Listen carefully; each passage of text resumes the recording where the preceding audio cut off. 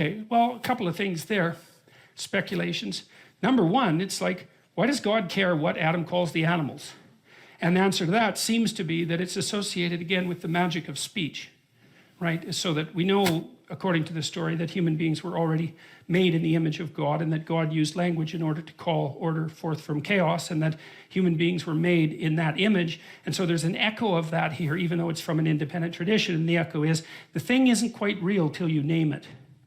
And that's an interesting thing, and we don't exactly know how far that extends. It's certainly the case that things often exist in a strange potential form, interconnected form, where everything's confusing, like a massive confusion. Before you put your finger on it, name it. What's going on here? You name it. It's like it carves it out from all that underlying chaos and makes it into a grippable entity that you can then contend with. And you might say, well, it was real before you named it. It's like, well, yes, it was real before you named it, the same way things are there when there's no one there to perceive them.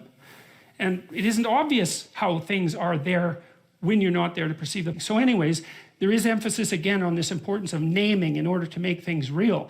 You know, and sometimes people won't name things just so they don't become real.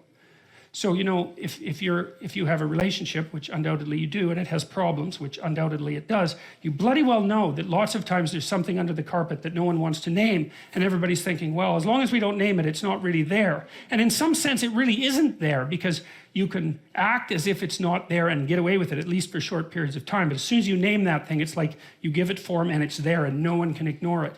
And that's annoying, because then you have to deal with it or face the consequences. But the reason I'm telling you that is because we have an intuition even that we can have things not exist by not naming them. You name it and it comes forward with staggering clarity. And it's not as if naming it is the only thing that gives it reality, but it is something like it. It sharpens it and brings it into focus and gives it borders and barriers, borders and boundaries. And so